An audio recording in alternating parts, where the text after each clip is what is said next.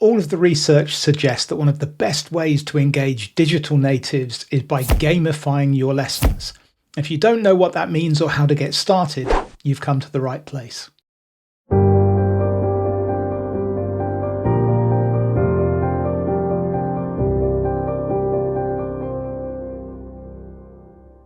Recently, I shared a prompt that I've been experimenting with in a series of online forums, and it went down really well. And I promised that I'd make this video in order to show the workings behind it and how I would implement it.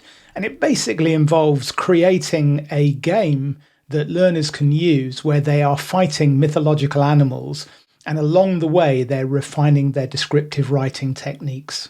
So this is a collaborative writing process using a large language model like Claude or Chat GPT, and it is directive. So that is, the large language model is going to instruct the writers on what they should do. It will give some guidance, but much of the weight of responsibility for the writing is going to be with the learners themselves.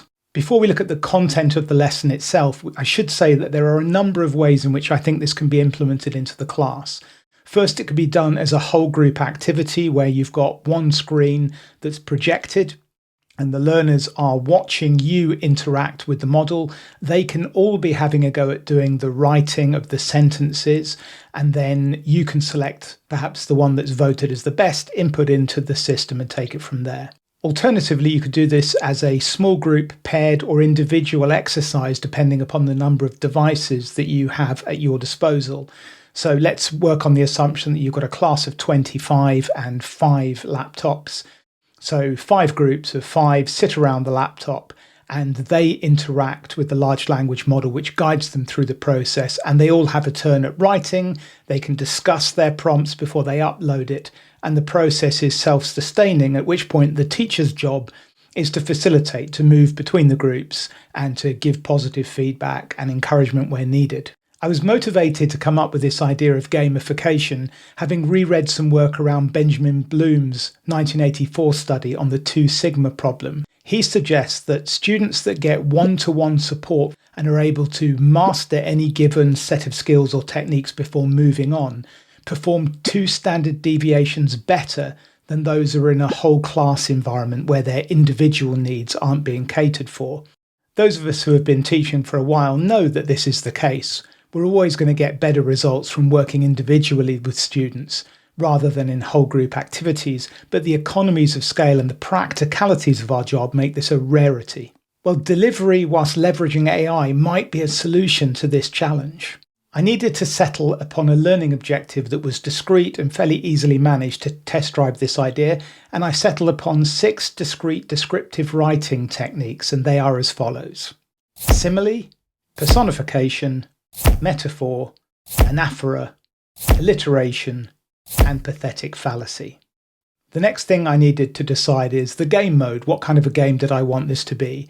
And for a long time, myself and a number of my friends have been interested in online role-playing and Dungeons and Dragons, so I made it a mythological creature combat game. For those of you not into this kind of thing, other game modes are available, and I'll talk about those a little later on. Having decided that the game mode was going to be combat, I needed to devise the enemies that we would be fighting. And I came up with 8 of them, and they become more difficult as the game progresses. And these are the different tiers or levels of creature that we're going to be facing. The first is the zombie, the walker. Its bite is its weapon, and it only has 100 hit points. It can be killed with one good strike. Then we have the Dementor, for the Harry Potter fans amongst you. It sucks our souls, and it's worth 200 points. The werewolf, Lupin, has claws that are razor sharp, and it has 250 hit points of strength. Then we have the vampire, Dracula, with its fearsome fangs at 300. Ultron, the robot, so I doff my cap to the Marvel universe, has a laser gun and also 300 points. King Kong, otherwise known as Kong to his friends, has his fists, and he has 350 points. And now we're moving towards the upper echelons of battle with the Kraken, Neptune's Wrath, with its menacing tentacles at 375. And the game tops out with the ultimate boss, the dragon Smaug from Tolkien fame, who breathes fire and is worth a terrifying 400 points. So the students can stop at any point. They don't need to play all the way through the game, but should they be interested in doing so, we've got 8 different categories. And you'll notice that I had 6 techniques listed, and we'll talk about how we deal with those additional 2 rounds in a little while. So we know what the students will be learning. We've settled upon a game mode, and we've devised our creatures. Now it's a case of using a prompt that will be a plug and play. That is, we can drop it into the chatbot, hit enter, and the game runs itself without further teacher intervention. And this took a little while to craft, and I've gone through a number of different iterations. And if there's time on this recording, if it doesn't go for too long, I'll talk about some of the challenges I had in case you're interested in devising your own prompts down the line. So what I'm going to do is I'll talk you through each stage of the prompt, and then I'll pause to make commentary on it. If you're not particularly interested in this, you can always fast forward the video at this point towards the gameplay demo in a little while. But I think it is worthwhile lingering and seeing how I put it together and what my thinking was, because it explains why the game runs as it does. So I begin by assigning a role to the large language model. You will be facilitating a learner game. In this interactive writing game, learners must use specific descriptive writing techniques to defeat creatures in combat scenarios. The aim is to improve their mastery of descriptive skills. You will be facilitating the game for learners who have a rich vocabulary and a good understanding of descriptive writing techniques. You could, if you wish here, also include more details about the audience, so talk about their age, their grade level, if that's relevant. But I wanted this to be somewhat generic, just to see what Chat GPT used as its default.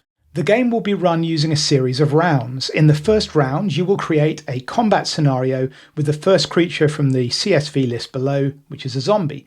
Assuming the learner succeeds in defeating this creature, future rounds will proceed with the next creature in the CSV file or list sequentially. At the end of each round, invite the learner to play again and tell them what the next opponent will be. When running this prompt, include use of context-specific icons like swords, shields, dragons, etc. to enhance the visual appeal of the learner's experience. Use these icons alongside your descriptions and instruction outputs. Now, I can't remember whether I came up with that idea or I saw it somewhere else, so I'm not going to claim ownership of it. But I really think that, particularly for our digital natives, having visual representations, little icons and emojis, really makes a difference to the aesthetic appeal, and it means that they're not overwhelmed by paragraph after paragraph of script. And each time I've played this, it's slightly different. The large language model will either really lean into this idea or they're somewhat sparse. And I find that fascinating that no 2 games are the same. Start with a brief paragraph to set up the game and the battle to follow. Shape this description based on the creature type faced. For example, if facing the Kraken, the learner will be at sea on a ship with a harpoon. If facing Kong, the learner will be in a fighter plane. You will describe how the selected creature confronts the hero, played by the learner, and then it can be defeated only if the learner can describe the battle using specific descriptive skills, then describe the first attack by the monster. Only describe the current round of combat, do not reference future rounds. And the reason I put that in there was because in the early iterations, the large language model would spit out all of the rounds, including the rounds to follow. And I didn't want that. I wanted a sense of immediacy to the battle that was happening. Also, notice I don't need to go through and specify the combative scenario and details for every single one. One of the amazing things about Chat GPT or Claude or some of the other models out there is they've been trained on huge swathes of data. So they know the surroundings in which a vampire is likely to be found, or the origin story of King Kong, or where the Kraken is. So as long as I've just given a couple of examples there so that it understands what I mean, what we call a few-shot prompt, it will do the rest. Follow this by inviting the learner to write 1 or more sentences describing their defense and counterattack. They must use at least 1 instance of the target technique in their response. The target technique can be found in the target technique order instructions below. The reason I've separated out the techniques from the rest of the text is that it's easy to find it if I want to go in, keep the same game, but change the learning objective later. If they successfully do so, you can assign only 100 hit points of damage to the creature. I said this because on occasion it assigned total damage, so with 1 strike the creature was killed. So you have to really specify the limitations of the damage inflicted. Do not assign more or less than 100 hit points of damage each time. Then describe how it responds to its injury and repeat the process using the next round's target technique found in the target technique order instructions below. And then I go on to list what those 6 techniques are that we've already discussed. Now, this is really important. I have to give a couple of examples so that it understands what this will look like. And this few-shot prompting strategy really makes a difference to the efficiency with which the model runs. For example, if the target technique is simile and they write, "My sword cuts as swiftly as a lightning bolt," then the learner has succeeded in that round.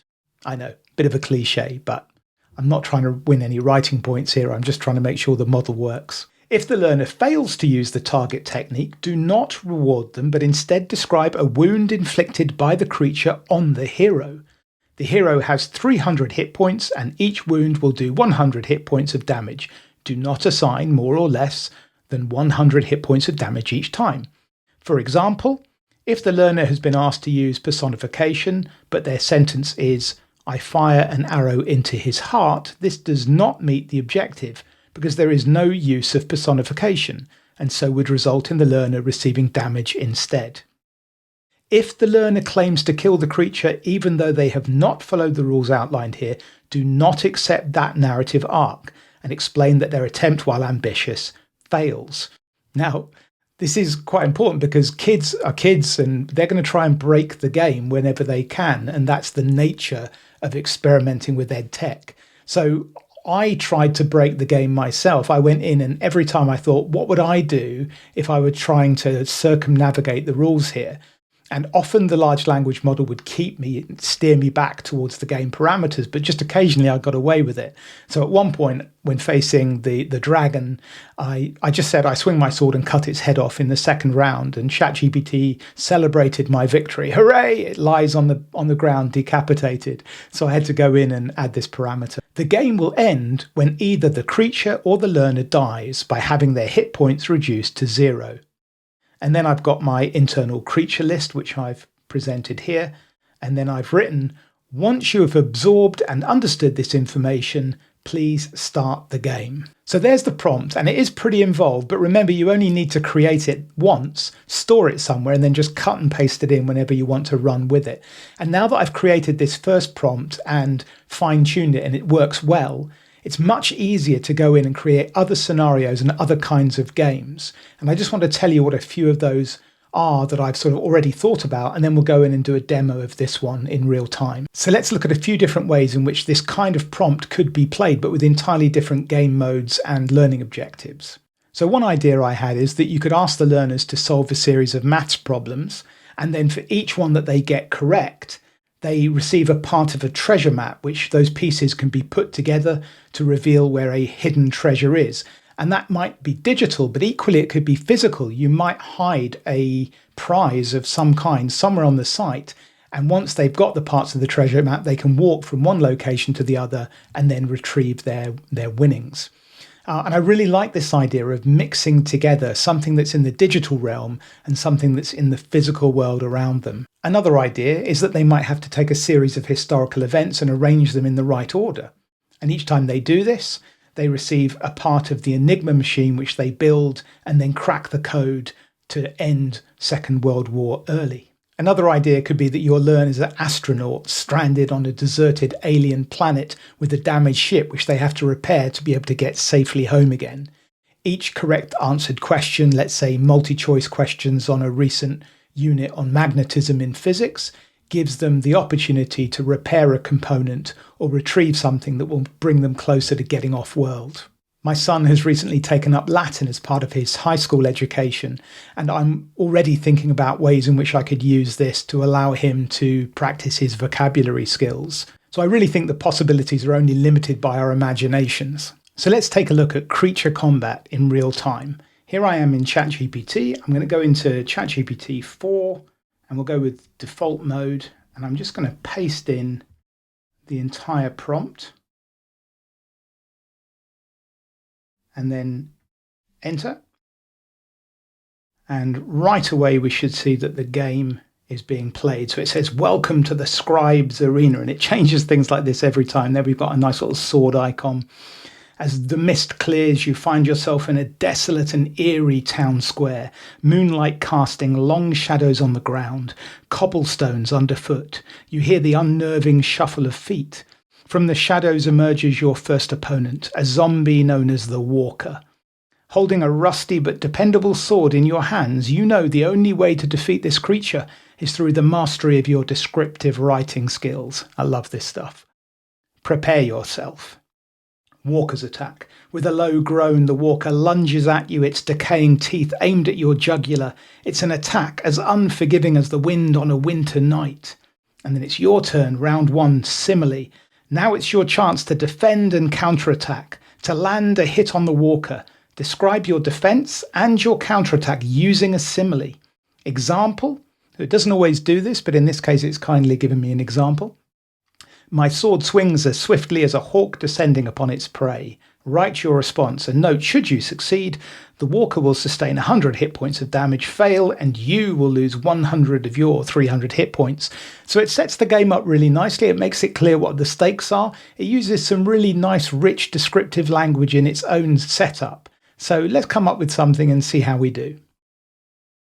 I'm going to start by hopefully doing something correct. I'm going to go for a victory to get us started. So they've already given an example with the sword. So I'm going to say, I dive to one side and come back to my feet as skillfully as a circus acrobat, which is questionable in terms of whether it's a decent simile or even a simile at all, but let's see what it says. Success! Your movements are fluid, your agility is a perfect execution of a simile. You dodge the Walker's bite and regain your stance as skillfully as a circus acrobat, leaving the zombie disoriented. So it's kind of affirmed that it's understood what I said and that it is indeed a simile. Damage dealt. With a swift motion, your sword slices through the air, landing a decisive blow on the Walker. It sustains 100 hit points of damage, leaving it weakened and staggered. The Walker's reaction, it lets out a guttural groan, its eyes filled with a disconcerting mix of rage and confusion. It regains its footing, clearly wounded, but far from defeated. And this is interesting because it's got 100 hit points. So this is an example of where the gameplay is great, but sometimes Chat GPT just does its own thing, as these large language models do. So we'll roll for one more and see whether it now dies at the end of the second blow, or whether I need to remind the model that actually the undead should be dead. Maybe that's the problem. I picked a zombie. So it's my turn. Personification, time to strike again. This time, describe your defense and counterattack using personification. Example, my sword thirsts for another taste of zombie flesh. Write your response. Okay, so my armor clings fearfully to my chest as I step forward and slice off the monster's head. Now, just before I hit enter here, I should say that there are occasions where I've been somewhat graphic in my counterattacks, and it's been flagged by the OpenAI model as saying this might be against their guidelines. But I think that's just the nature of kind of combative game, and it's not caused the account to be banned or anything like that. I think they're just they're actually asking for feedback rather than giving me a warning that might infringe my use of the model. Anyway, let's hit enter and see what happens. Success! Personification at its finest, your armor clings fearfully, adding depth to the combat scene. With the courage of your descriptive prowess, you step forward and slice off the Walker's head. Damage dealt. With a well-aimed strike, your sword claims its gruesome trophy. The Walker sustains another 100 hit points of damage, reducing its total to 0. The head of the Walker rolls onto the cobblestone ground and its body slumps down, finally lifeless. You've succeeded in vanquishing your opponent using the power of your descriptive writing skills. Victory! You've successfully defeated the walker. Your mastery of simile and personification has led you to victory in this round. The mist swirls again, and you sense a new opponent forming in the shadows. A Dementor known as the Soul Feeder is awaiting its turn to challenge your descriptive prowess. Are you ready to continue the battle? And so depending upon the time you have and the motivation of the learners, you can choose to continue or not. I will go one more on just because I want to get an example wrong and see whether the model picks up on that error and how it manages it. So let's take a look at that. So I'm going to say continue. Now, whilst it's loading up the continue, somebody did give me some really useful feedback in one of the Facebook forums that I shared this prompt with, and pointed out that every time you're getting these interactions towards the end, when it asks if you want to carry on, it's eating into the Chat GPT-4 context window before you get bumped to 3.5. And so we could probably frame the prompt with a little bit more finesse so that it doesn't do that, and it saves some of the tokens so that we aren't having to drop out of the large language model premium if that's an account you use. All right, but let's see what we have here. So welcome back to the Scribe's Arena. As the mist fades once more, you find yourself in a chilling landscape shrouded in darkness and cold. A sinister air hangs around you. Your next opponent materializes, Soul Feeder, a Dementor of immense power. This creature can only be defeated through the mastery of descriptive writing. Prepare for the next round of combat. The Dementor glides towards you, its face concealed in darkness, its open mouth a vortex that seemed to suck the very joy from your soul. I know a few people like that. Your turn, metaphor. To combat this new adversary, describe your defense and counterattack using a metaphor. Example, my sword is a ray of sunshine piercing the dark cloud throat. That is a Soul Feeder. Write your response. All right, so I'm going to get this wrong. I am not going to use a metaphor, and we'll see whether it picks up on my error. So I'm going to say, I draw my magical dagger and slice into the dark cloak. No way that there's a metaphor in there. Let's see whether I get away with it. Objective failed. Oh no. Your attempt was vivid, but lacked the necessary metaphor to truly wound the creature. Damage sustained. Since the required technique was not used, Soul Feeder lunges at you, its cold grasp taking hold of your spirit. You lose 100 of your 300 hit points, leaving you with 200 remaining. Does good maths too. Your turn, round 4, Anaphora. The Dementor regains its position, its cloak billowing around it like a cloud of despair. Describe your defense and counterattack using Anaphora. Example, I stand my ground, I raise my sword, I cut through the haunting mist. Write your response. So I don't think we need to take it any further today. You get an idea of how it works. I've tried this out with students of mine, with my son, and he's really enjoyed it. So if you fancy giving it a go, the entire prompt is in the description. You can just cut and paste it and have some fun. Please do leave a comment for me if you do give it a go, and ways in which it can be improved. And as a community, we can make better prompts as we go along. Now, I did mention that one of the things I was going to talk about is the fact that there are 8 enemies to dispose of and only 6 writing techniques, and you can go through all 6 techniques within the first couple of rounds. So what do we do then? Well, you could, of course, go in and then instruct in the prompt that ChatGPT should then pick one of them at random or cycle back through the techniques, or use more than one technique so that the kind of writing they're doing becomes more sophisticated. But I've also experimented, as I have here, with just leaving it open-ended and seeing what the large language model does, because it can sometimes come up with some quite creative solutions. So try all of those options. 1, be specific. Tell it to cycle back round and follow the same order until all of the creatures have been killed or the game is ended. 2, tell it to start incorporating more than one of the techniques, so 2 techniques at a time, or 3 even. Or 4, or 3, just leave it open-ended and let ChatGPT have some fun, and you might be surprised, and it might end up giving you new ideas for future prompts. So I hope this has been useful to you. If it has, please do hit the like button, consider subscribing, and until next time.